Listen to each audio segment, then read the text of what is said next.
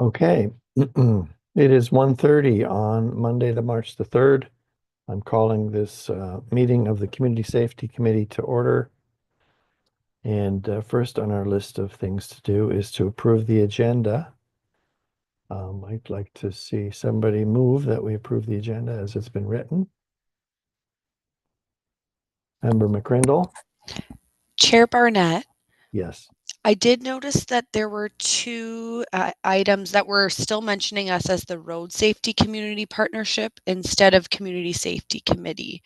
I'm not sure if that needs to be amended on your end. That's a good eye. Yes, I think that should be amended. It would be Coordinator Thompson? Through the item. chair, my apologies for that. I have spotted that on the agenda as well. Those items, they're just a recommendation that unfortunately I didn't update, but that we don't need to make a specific amendment to the agenda to correct those. Okay.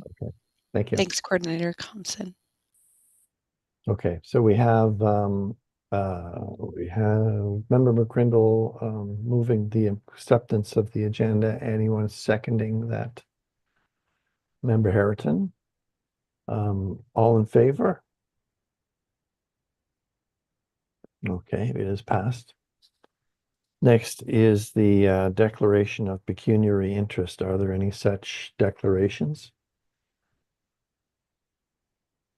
Okay, seeing none, we'll move on to number 4, the adoption of the minutes. Can I have a mover to adopt the minutes? Anyone? I Member adopt the Loughead? minutes. Member Loughead, Member Lewis, you want to second that? Yes, please. Okay. All in favor of the minutes as they are presented? It is carried. Next, we have items for consideration. The municipal update. Councillor Loughead, did you want to give us an update on what's happened at council with regards to community safety? Yeah, thank you, Chair Barnett. And looking back, I'm trying to think about anything at all really to update in regards to safety. I looked back through the highlights, council highlights as well, and I didn't see anything earlier. I'm having difficulty with my internet connection at the moment, so the pages that I had loaded are no longer loading. But there's nothing that I can think of from a municipal standpoint that really pertains to this committee and requires an update at this time. If there's anybody who can think of anything else, I'd encourage you to go ahead and say as much. Well, at our last meeting, we made a recommendation to council to advocate to the government to implement the Rural Road Safety Program. Did that happen? Yeah, thank you, Chair Barnett. That did, and actually that came about before our recommendation even came to council.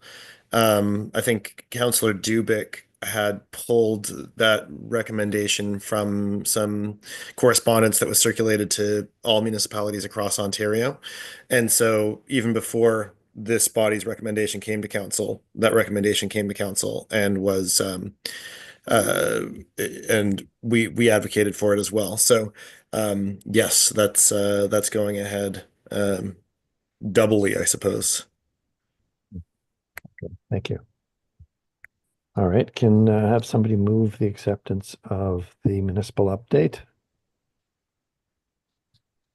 Member McCulloch, seconder. Member McCrindle. Any other discussion on that? Seeing none, all those in favor, raise your hand. Okay, it's carried. Next on items for consideration is the sidewalk winter maintenance concerns. Member Lewis, did you want to address this particular? Thank you, Chair Barnett. So it's come to our attention being here on the main street, and we've heard this before in other years, and now that we've gone to more community safety, I definitely think it's something that we need to address. So we had an 82-year-old that, while trying to climb over the snowbank, this was the 12th of February, Now, please do note that the guys have done fantastic all year to try to get the banks away, but there is times that we've had banks on the main street varying anywhere from 2 feet to 4 feet, that people are having to scale through and businesses having to dig themselves through. So this 82-year-old tried to get through the bank and over a path that people had kind of done a footpath through. I know exactly where it was because I went over the path in the same spot to take a arrangement out for one of my customers. And it is very slippery. She ended up falling and having to have the ambulance come and remove her from the sidewalk or off the road department. So I'm requesting potentially that we have a snow blower that blows all the sidewalks or pushes the snow sidewalks. I'm requesting that the township look at the fact that we need to maybe have, and I'm not saying it has to be done like multiple times in a day, but if they even punched 4 or 5 holes on both sides of Main Street, when we have the large banks, to allow free flowing and accessibility of people coming from the parking area onto the sidewalk, to make it easier. Have spotted many ones with walkers, canes, a couple wheelchairs this winter. I know myself, 2 years ago, I fractured my leg at the first part of Christmas and went the whole entire winter having to try to get into my building with not having proper accessibility because of the sidewalks and being able to get over the snow. So I'm wondering if there's any recommendations that we can send to council on that. To be specific, we're talking about Markdale. Yes, but but I'm does not mean that Flesherton does Right. not encounter the exact same problems in some of that same sections on the main sections. It wouldn't necessarily apply to some of the other ones that don't have necessarily main street parking. So can I ask you, Member Lewis, if we're talking about snow on the sidewalk, or are we talking about snow that's built up on the road next to the We're sidewalk? talking about there's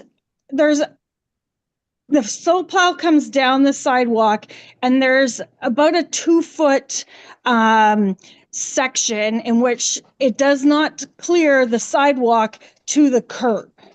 So depending on, and as more snow accumulates, that patch in between where they actually blow and the actual roadway gets larger so as the weeks progress.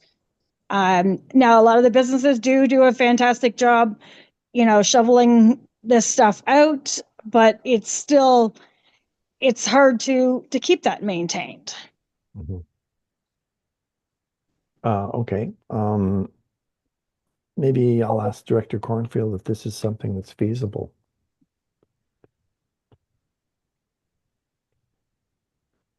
To you, Chair Barnett.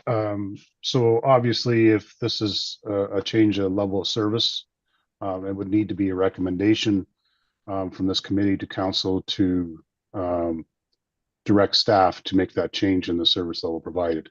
Currently, Member Lewis is absolutely correct. You have the snow plow that clears the road, and there is a very small area between parking and the sidewalk that is snow storage. We clear the sidewalk, county clears the road. We remove the snow at periods when it's available to do so, and staffing and complemented weather provides that. So I'm going to leave it at the committee, but currently it's not something that we do. She is absolutely right. Typically, the store owners would shovel a path either in front of their business or between the two of them that it could be shared until such time that the banks can be removed. Okay, thank you.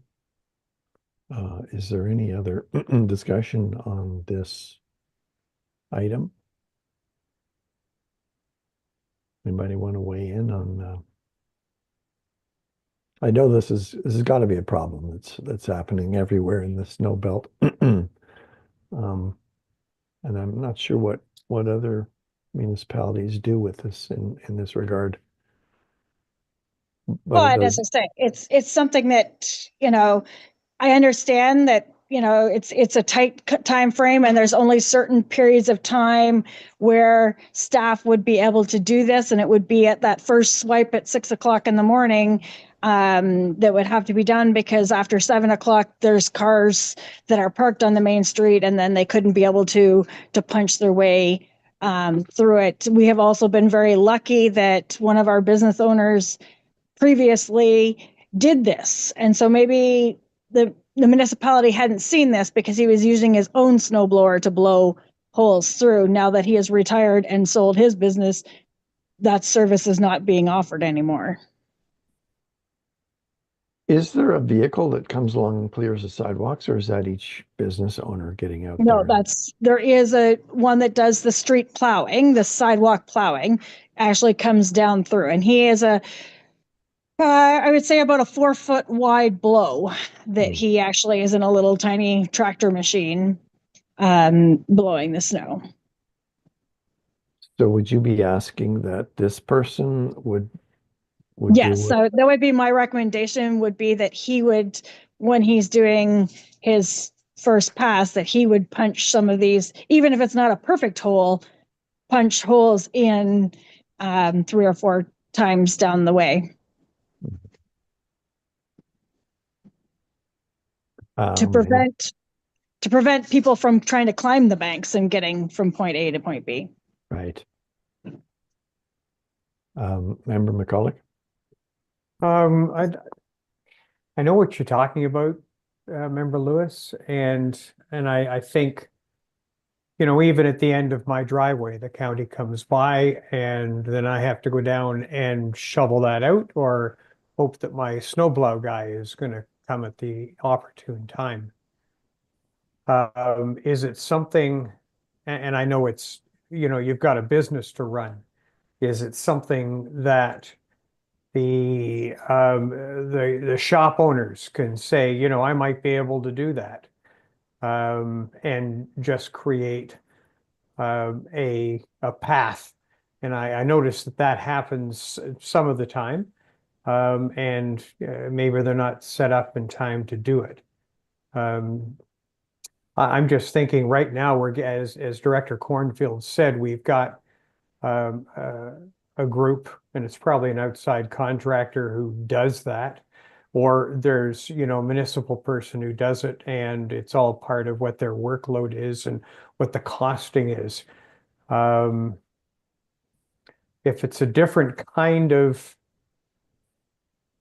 an addition to the job, that obviously has financial implications. And by the way, not that money should drive everything. But certainly the municipality has to take that into account when it comes time for budget deliberations and what you want to pay for. I saw the video, Director Cornfield, of the group that were hired to come in and deal with all those snow storage areas and the bank. And I'll tell you, I was really impressed at what needed to be taken out, and I heard something, it was like 90 trucks an hour, and whatever that costs too. So yes, you want to be able to provide access for people who have disabilities, or even people who are able-footed. But if you're changing something, that obviously has an implication somewhere else. I don't know what to suggest. Thank you, Member McCulloch. Does anybody else want to weigh in?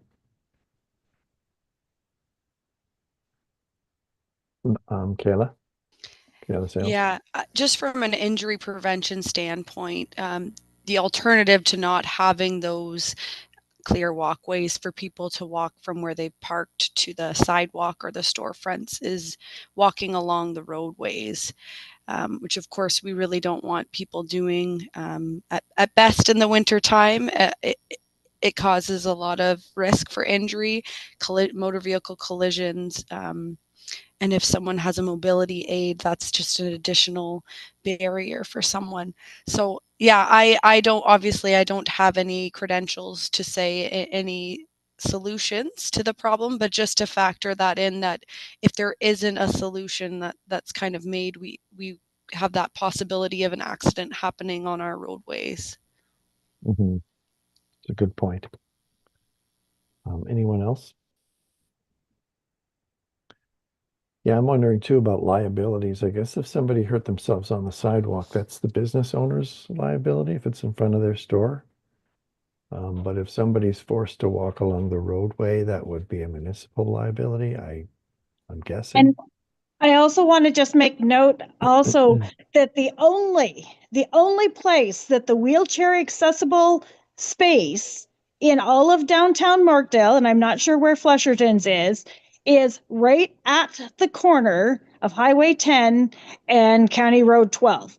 So right in front of where PJ Knickerbocker's, where the old pharmacy was, is the only wheelchair accessible location for all of downtown parking.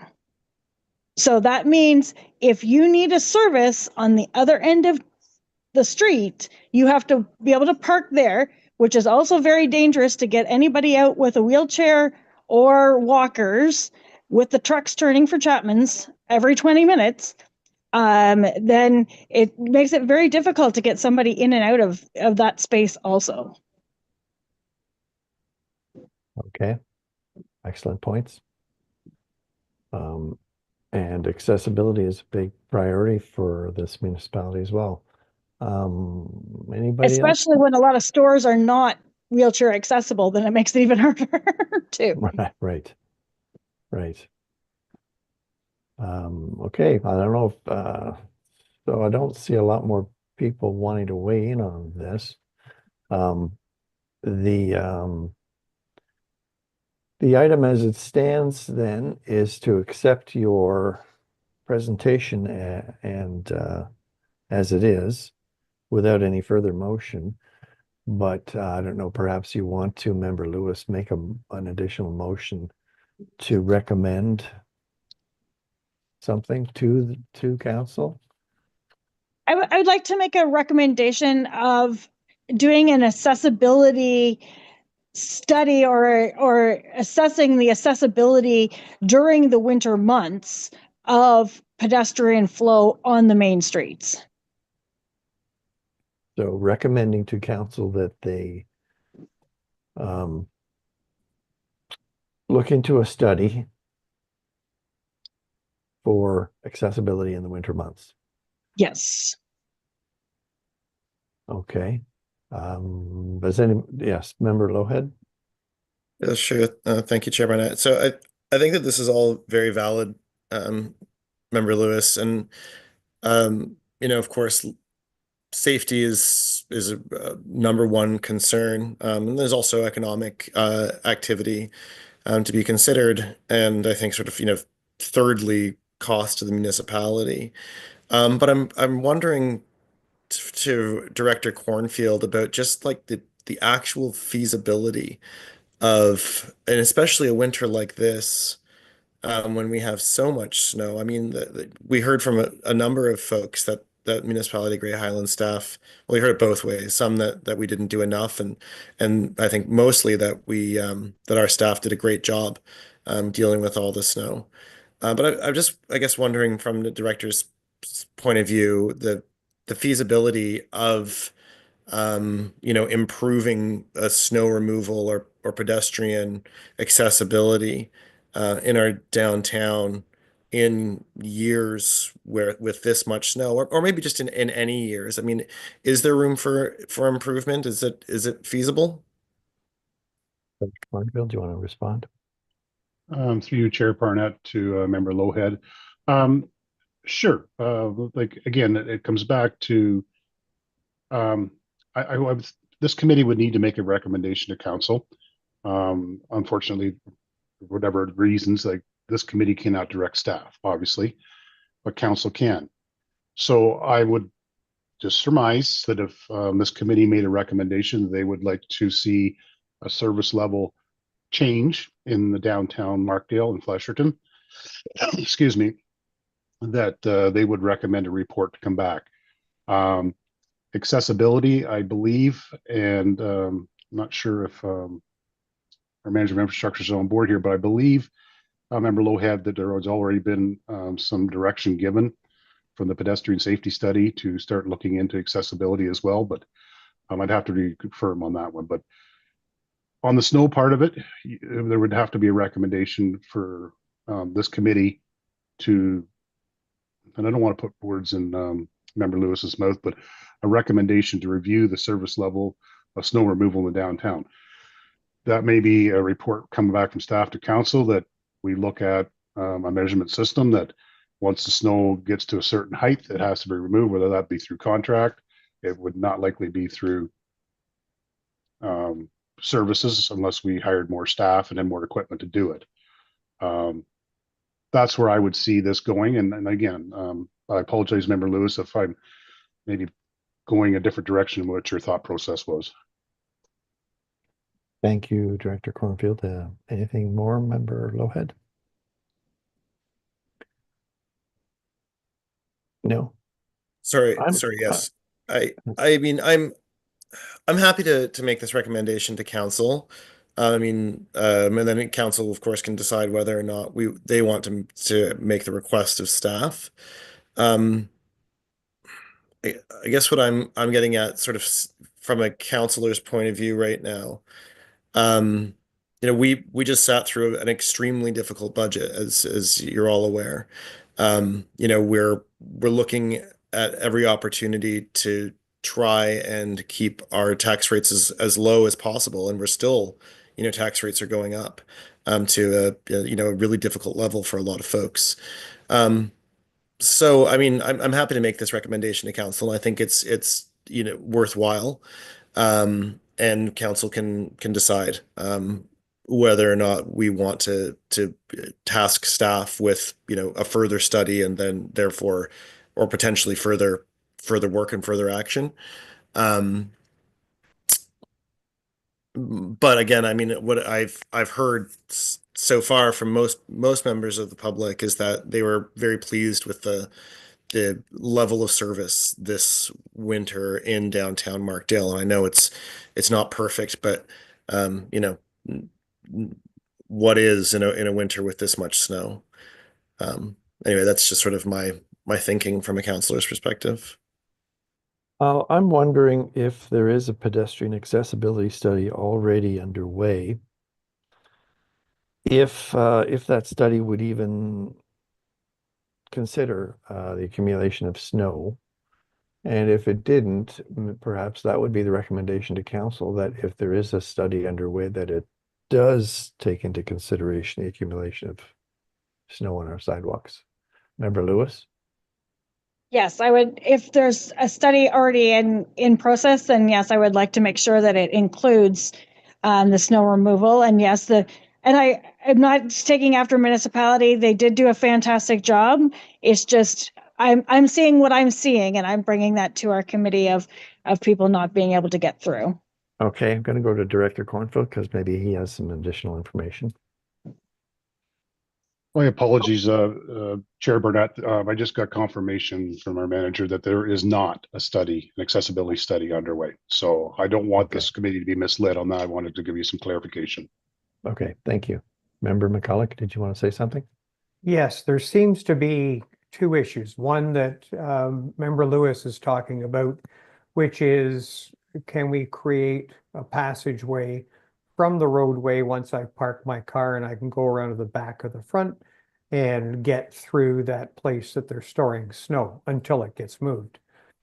And then there's a second issue is that Member Lewis brought up, which is getting access to the sidewalk from either end of I guess whatever the roadway is, and whether it's at Highway 10 or I'm sorry, I can't, it's down by her shop, or whatever that road is that the hospital used to be on.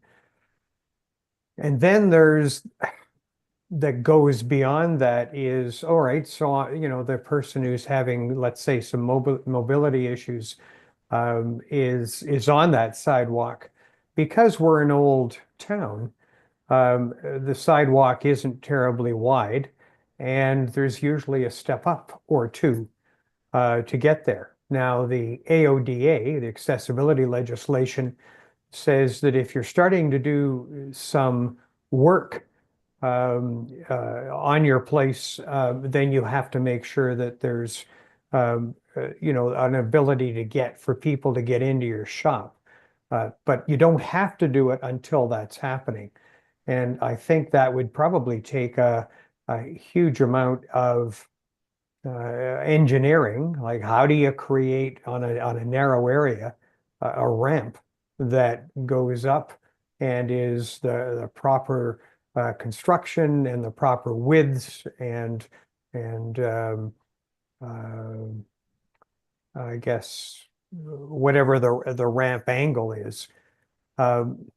So lots to think about in all of this. To deal with Member Lewis's issue, I think the only, without going to the municipality, you might be asking then people who are shop owners to do what the gentleman who, and I'm trying to remember, I think it was Ray, used to do and create those gaps, I guess, where people can walk in and not have to climb over to get onto the sidewalk. I know that sometimes I haven't wanted to do that, and so I'll park near either end or go onto a side street and maybe have to walk in that way. But again, that makes that still doesn't take into account people who have mobility issues.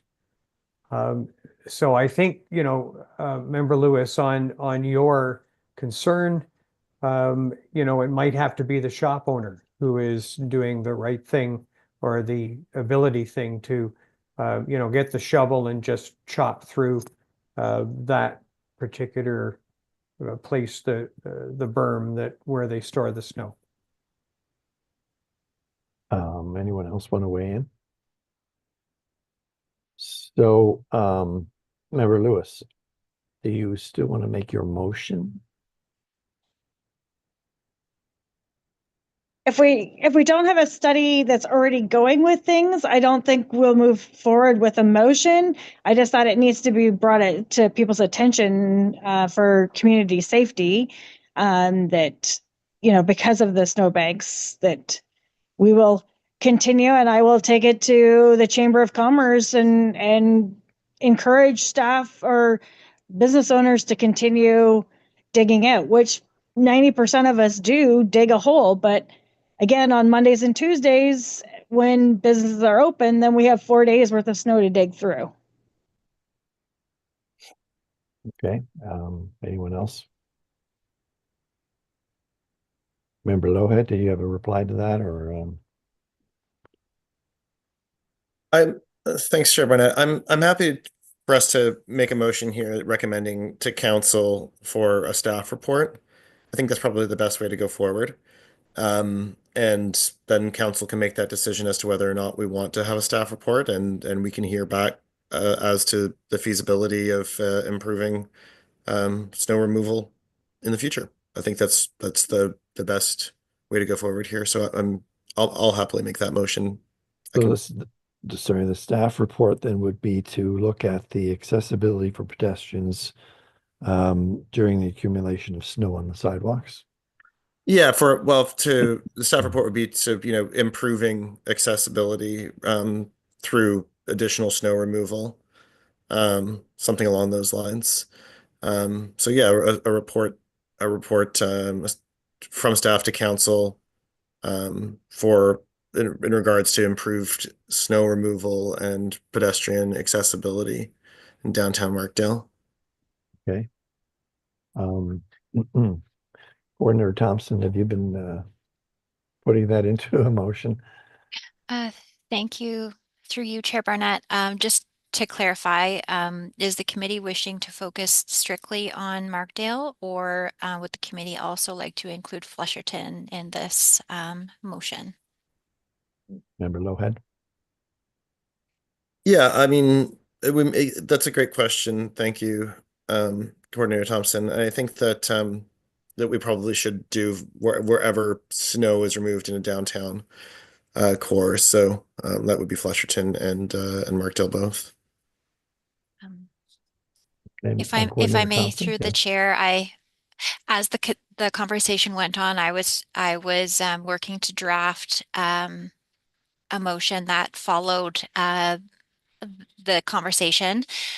So I did place it in the chat for the members to see, but I have drafted a recommendation. The mover can let me know whether or not they're comfortable with the wording. It would read that the Community Safety Committee recommend that council direct staff to review the current sidewalk winter maintenance service levels in the downtown areas of Flesherton and Markdale and report back to council with recommendations for improvements related to pedestrian access from the curb to the sidewalk in the downtown areas during the winter months. Does that sound right? Member Loughead? Okay. All right, so Member Loughead was putting this motion on the floor. Do we have a seconder? Member McCrindle will second that. All those in favor? Looks like it's carried. Okay, thank you. All right, so that brings us now to members' privilege. Is there anything anyone wants to bring up during this part of the meeting? Member McCrindle. You're muted. There we go. Yes, I have a question for Director Cornfield. Those signs at the side of the road that say, you know, the road is closed, that are just automated, where you please don't have to drag something across the road.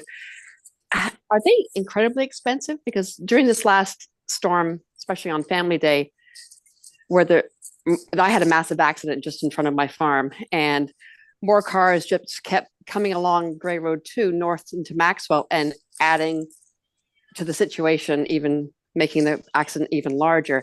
I feel like Gray Road 2 especially, and Highway 10, the north-south roads need those signs. I know we have one along 4 and 124, but is it possible? Are they outrageously expensive? Because I know that the police were having a heck of a time just trying to deal with all the accidents, never mind trying to put closed road signs up. Director Cornfield, do you have an answer for that? Through you, Chair Barnett, to Member Crandall, I would have no idea. Those signs are all on county roads. Okay. They were Gray Road 7 is the first I seen them, and I think they moved to 124. I'm not sure there is any on 4. The other part, I don't know who activates them. Maybe Sergeant Anderson could answer that question if the OPP actually activate them. But those are obviously there's power to them as well. I wouldn't even throw a guess at this point what they would cost. There are none on municipal roads, to answer that part of the question. Okay. I know there are, there's one on Highway 4, but from Gray Road 2 to 124. There's signs on either end of 4. But I feel like in lieu of what happened this past week, we need more if we're going to have more winters like this. This is members' privilege, so I don't think we can make any motions in this. No, I'm just curious, like, is it if you wanted to bring outrageous this up at the next meeting, we could do that. Okay. All right, I'll do that then. Yeah. And then at that point, we could make a recommendation to council that they look into it at the county level. Okay. I have a question for Sergeant Anderson. Is it the police that activate those signs? No, that would be the county staff. It would be probably at our request if it was after hours, through our dispatch. They would make a phone call for us, and then it would be activated by county staff. I see. Okay. All right. Thank you. Okay, thank you. Anyone else have anything to bring up at this point?